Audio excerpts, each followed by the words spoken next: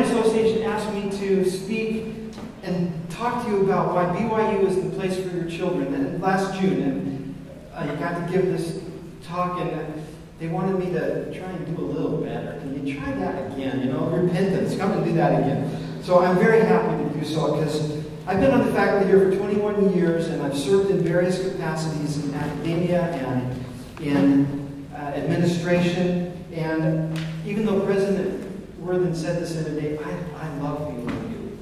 And I said it first, President. I said it first, okay? I love BYU, and I really firmly believe in BYU's destiny.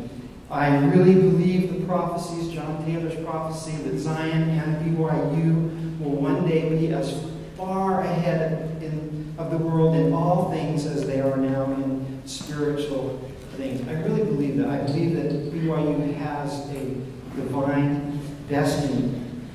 That's not to say that BYU is perfect, okay? I get that. Or that BYU always lives up to its potential.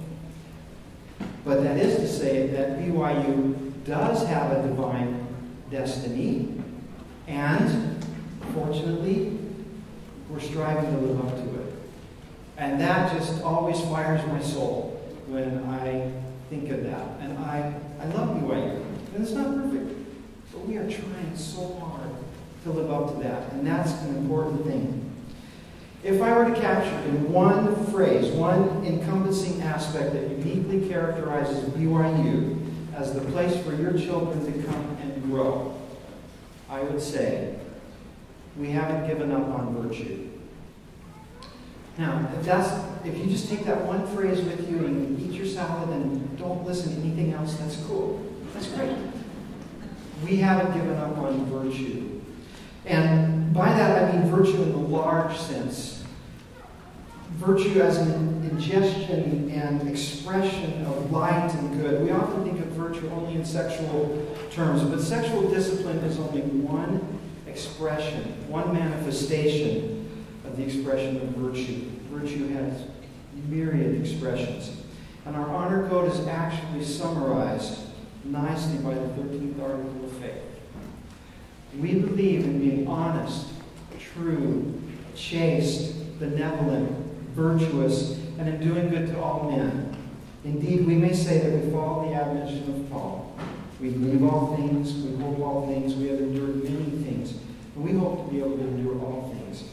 If there is anything virtuous, lovely, or of good report, or praiseworthy, we seek after these things.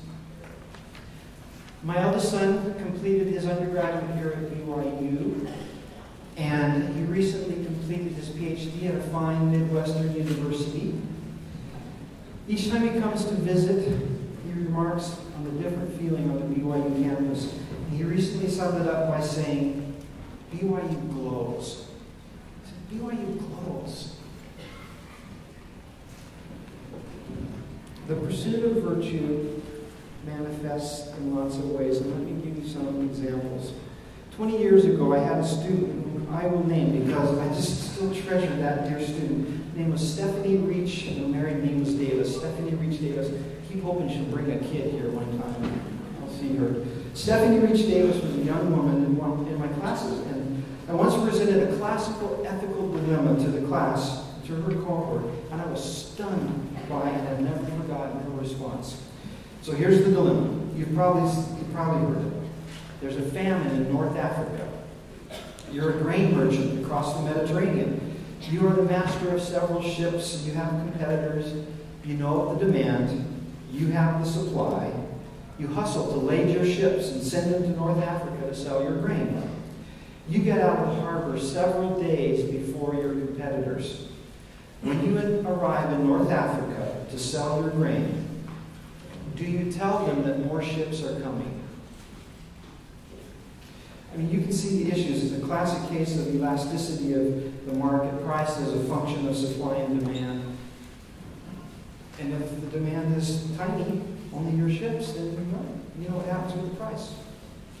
The class debated the issue for about 20 minutes while Stephanie Reach Davis just kind of looked up quietly. She didn't say anything and just pondered. And I finally came to her and looked at her like, okay, what do you got? And she tilted her head up, and she looked somewhere in the distance, and she took a deep breath and said, "It depends on who your master is." The entire argument was settled in one sweet little statement. "It depends on who your master is," said Stephanie Reach Davis. And she knew who her master was. Most of our ethical dilemmas depend on who our master is. And Stephanie Reach Davis, with that insight as a young student, is part of the reason that BYU glows. She cut through it all. She knew. She was true to it. I love to go to the Harris Fine Arts Center and look at the student works. I started my career as a student as an art major. And it turns out I'm a much better consumer of art than producer of art. And in fact, I was in this painting class, this oil painting class, and the instructor told me, "Well, you're not going to get the highest grade in the class." And I was naive enough to believe that that meant I was going to get the second highest grade in the class. And I learned pretty soon that that meant you were getting the lowest grade in the class, brother. And so that change was in order. But I'd love to go and see the artwork over in the Harris Fine Arts Center. And they'll post the student work throughout the year. What I see there are not explorations of the vulgar and degraded side of life. I see explorations of truth and beauty. That's not to say the art is Pollyannish or kitsch. Some of it explores human pain, but it does not devolve into vulgarity. It is still seeking virtue. Perhaps you have had an opportunity to go to the Museum of Art and see the Sacred Gifts exhibition. It's gone now, but many of you might have been old enough to see that. Images of the Savior's life by great masters were presented. And I have a dear friend here who works here at the university who went to the exhibition many times and steadily deepened his observations and analysis of the works and their viewers. He watched the people viewing it to ponder how such images heal the souls of the observers. And he took me over there twice to teach me. And this is what's going on here. It was fascinating. Those kinds of things make BYU glow because it's seeking virtue. You've probably enjoyed the clean and sculpted grounds at BYU. Student labor plants and tends to the grounds. I think enriching the students' understanding of this great creation while also creating beauty. And it is a pursuit of virtue. I think of the patience and the humility of the faculty and the staff. We're not perfect, but we are striving and pursuing virtue in our research, teaching, and collegiality. We seek virtue in our relationships. But let me give you a painful example of a contrasting model which caught me off guard and is still stuck in my craw because I keep thinking about it. I've thought about it for years. You know what? I have an 18-month-old granddaughter, and she loves that movie Frozen. And she would probably say to me, "Papa, Daddy, no! Daddy, no! Let it go, Papa, already!" You know, that was 20 years ago. When I was the dean of students, I was the young dean of students, I received a phone call from out of the blue from my vice president that the dean of students from another university was coming for lunch. And I was supposed to host him and answer questions about BYU. I suppose that it was one of those diplomatic missions between nation states that we call universities. I was mostly confused about what was going on. This guy come for what? What is this about? So I took him to a nice lunch up at the Sky Room and answered vague questions about BYU. And then it came. I think the real purpose of the visit. He says, "So, tell me about your honor code and how it fits into your model of student development." As I began to explain, he started snorting and mocking. He argued that at his university, they allowed students to truly experience life and early adult development. As far as he was concerned, we at BYU were hampering our students' development with our antiquated model of virtue and honor. Students learn best by encountering the world of alcohol, sex, and self-exploration. The ups and downs, bumps and bruises of young adult life were what development was all about, he argued. I hadn't seen it coming. That may be why it stuck in my craw. It was probably best that I just quietly endured his mocking and, for diplomatic reasons, finished the dessert course, because I was just like stunned. But I pondered his model. I pondered, how did I not see that coming? There's good empirical evidence for why he is just wrong. Empirically, it is easily seen that the use of alcohol on campus leaves a trail of devastation in its wake. Most universities have entire staffs and programs and funding and initiatives dedicated to modulating the damage done by binge drinking, underage drinking, and teaching people moderation and to control the effects of alcohol.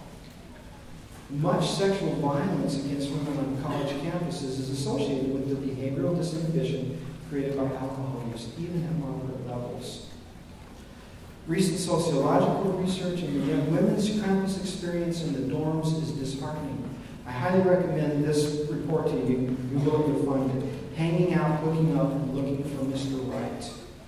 Very good sociological research on women's experience on campus. It illustrated that the sexual mores on college campuses, and particularly in co-ed dorms, is leaving young women confused, hurt, and feeling used. One of the worst betrayals of young women in our university culture has been the establishment of co-ed dorms. Empirically, I think he's wrong. My Dean of Students ambassador from another university would argue that those are just the bumps and bruises associated with becoming an adult. Well, I don't think so. Some of those bumps and bruises are actually lacerations and fractures that take a lot of time and energy to heal for young people. Theoretically, as I read, most of our models of student development probably agree with me, but I disagree. I have a different model to follow.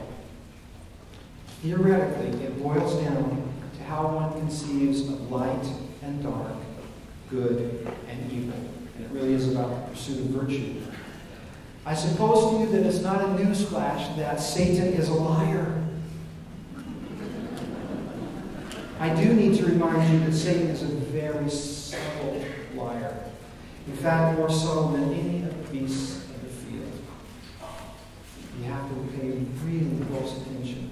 One of Satan's most subtle lies was spoken to our glorious Mother Eve in the Garden of Eden. The lie is found in the simple conjunction "and."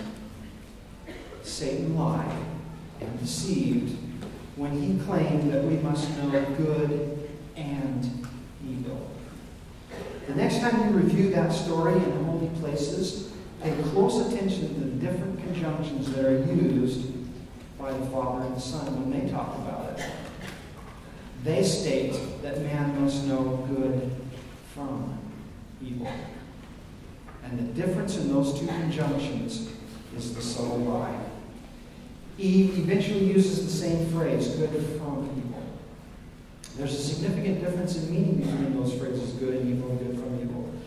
Satan would convince us that we must ingest the dark in order to understand the light.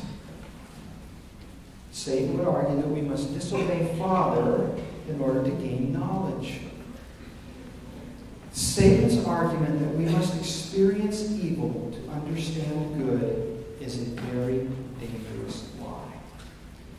It doesn't work that way. You've probably seen those insurance commercials about it, where the woman has posted those pictures on her wall, and the other woman's like, "It doesn't work. None of this works that way." You've probably seen it. It doesn't work that way. That's not how good and evil work. As it turns out, there is complete asymmetry in the instructive power of good and evil, light and dark. Complete asymmetry. The way that it really works is that we only understand the light when we ingest the light. Curiously, we only understand the dark when we ingest the light. We understand neither the light nor the dark when we ingest the dark. The light teaches us about both the light and the dark, and the dark teaches us about neither. They are not complementary, one informing us about the other. They are completely asymmetrical. Light informs us about both, dark informs us about neither. Now, that's not to say that any of us stands in total light. We are working toward brighter and brighter But each step into the greater light helps us better discern good from evil. And Alma was crystal clear on how this works within us. He said, "It is given unto many to know the mysteries of God. Nevertheless, they are laid under a strict command that they shall not impart, only according to the portion of the word which he doth grant unto the children of men, according to the heed and diligence which they give unto him. And therefore he that will harden his heart, the same receiveth the lesser portion of the word. And he that will not harden his heart, to him is given the greater portion of the word. Until it is given unto him to know the mysteries of God, until he know them in full. And they that will harden their hearts, to them is given the lesser portion of the word, until they know nothing concerning his mysteries.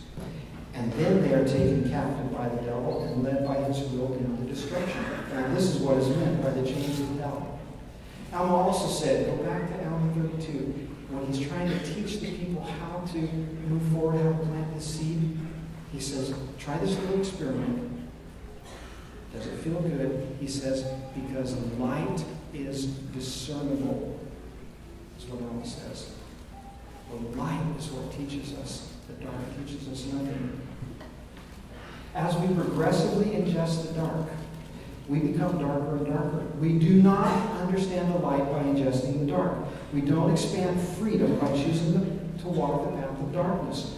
Walking any path other than the path of light leads us to become less discerning, less free, more captive. Satan lied to Eve when he said we needed to know good and evil. We need to know good from evil. And we do that by ingesting the light. The dark teaches us nothing. And my friend's model is based on it's okay for these kids, these young people, to go through horrible, dark experiences. That's how they learn. By the way, that's not how they learn. At BYU, we haven't given up on virtue. We seek to teach the light all things. The dark teaches nothing. The light teaches all. And that's we're after the light, pursuing virtue. And I'm glad you're here. I'm glad your kids are here. I hope that